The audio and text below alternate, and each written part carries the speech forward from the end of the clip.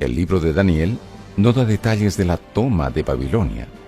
¿Qué nos dice la historia sobre este acontecimiento y qué evidencias comprueban lo ocurrido? Evidencias de su destrucción, bueno, las hay. Arqueológicamente hay que tomar en cuenta el cilindro de Ciro, porque el que toma a Babilonia, el que termina con el imperio neobabilónico, es Ciro, el rey persa, que coaligado con los medos decide poner fin a el imperio neobabilónico. Lo interesante del caso es que en el cilindro de Ciro, él declara que entra en Babilonia sin resistencia y sin batalla.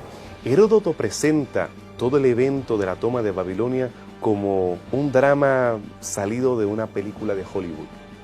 Él arguye que el río es parado, los persas se encargan de parar el flujo del mismo, los soldados están borrachos, las puertas quedan abiertas debajo del río, los soldados se infiltran, marchan, se encontraba una gran fiesta donde estaba Belsasar, toda una orgía, todo un bacanal, y ahí entra con sus ejércitos, asesinan a los soldados, toman la ciudad, queman parte de la misma y todo en una labor de una noche.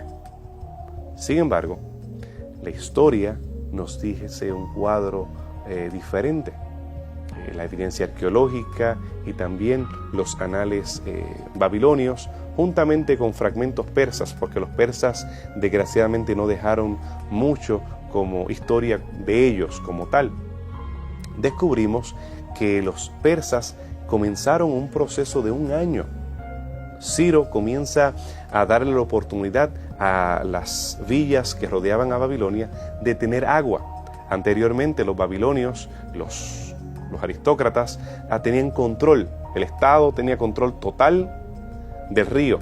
Nadie podía usar el agua a menos que tuviese permiso o a menos que pagara por la irrigación. Ahora estos extraños persas comienzan a repartir y a darle la oportunidad a muchas personas que puedan usar el flujo del río. Eso, claro está, disminuye el cauce del río que llegaba hasta Babilonia.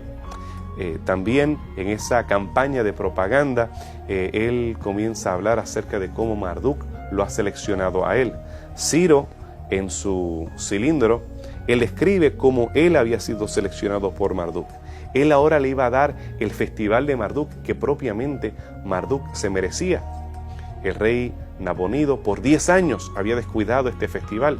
Ahora él se encargaría de restablecer el festival. Toda esta guerra de propaganda que duró más de un año es lo que prepara la toma de Babilonia. Hubo personas que eran leales a Belsasar, que pusieron resistencia, pero había muchas personas ya en Babilonia que estaban esperando y deseando que el rey persa entrara por las puertas de la misma. Dicho sea de paso, el cilindro revela también que Ciro liberta a todos los cautivos de aquel imperio y esto produce el retorno del exilio judío allí en Babilonia. Por esa razón, al analizar la arqueología y al analizar la historia, tenemos un cuadro un poco diferente, menos dramático, menos emocionante del que presenta Heródoto, pero que aún así sigue siendo consistente con lo que dice la Biblia acerca de la toma de Babilonia. Los primeros 6 capítulos de Daniel presentan este relato histórico del imperio babilónico y la transición al imperio medo-persa. Ya en la segunda parte, el libro presenta profecías y visiones que el profeta tuvo durante este periodo.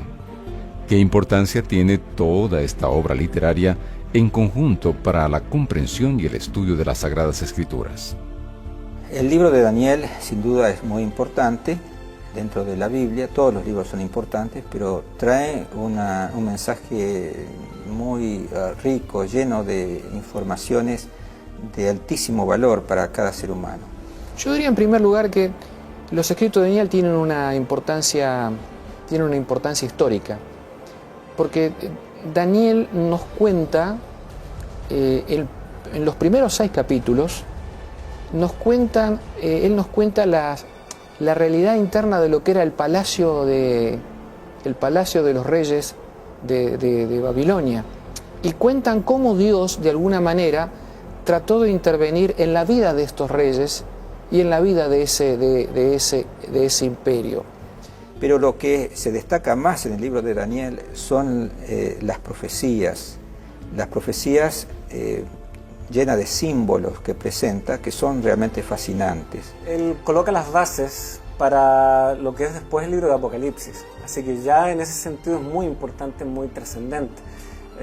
Todo lo que Apocalipsis hace, lo hace fundamentándose sobre lo que ya Daniel desarrolló.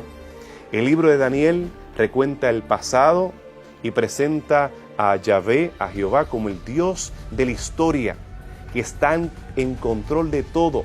Las bestias que allí son descritas, los reinos que son descritos en las narraciones, todo pertenece al cuadro que pretende asegurar al lector de que Dios está en control, de que Yahvé es el verdadero Dios, que a diferencia de los otros dioses, este es auténtico. Esa es parte de la polémica de Daniel.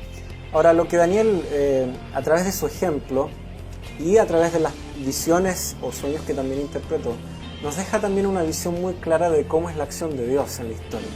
Si algo que Daniel nos deja ver es el tema también de la adoración a este Dios. Reconocer cómo en la historia muchas cosas van compitiendo con la adoración al Dios verdadero. Y como eso finalmente nos termina degradando y llevando, ¿no es cierto?, a enfrentar nuestro fin. Cada uno de estos imperios llegó a su final, no perduró. ¿Por qué? Porque no buscaban al Dios eterno. Por eso es importante la posición del libro, porque nos presenta el fracaso humano continuo al éxito de Dios al final de la historia.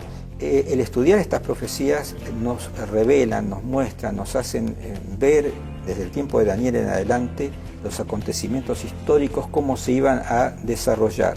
Y al estudiar la historia vemos cómo se fueron cumpliendo en una forma asombrosa esas profecías. Y lo notable también es que parte de esas profecías de Daniel están delante de nuestro, es decir, hacia el futuro. No todo se ha cumplido, se va a cumplir todavía algo, porque nos llevan hasta el mismo fin de los tiempos. Algunas personas han tratado de sugerir que Daniel es fruto de la época de los macabeos, el tiempo de Antíoco Epífanes. Estamos hablando de que apenas está en circulación un par de siglos antes de Cristo. Esa teoría fue desmentida especialmente después de descubrir los rollos del Mar Muerto, después del año 1947. La evidencia que tenemos entonces de Daniel es que era un libro venerado por los judíos, un libro antiguo y un libro que indudablemente tiene profecías que al cumplirse en tiempos futuros se convierten en base para aquellos que tienen fe en la Biblia como palabra de Dios.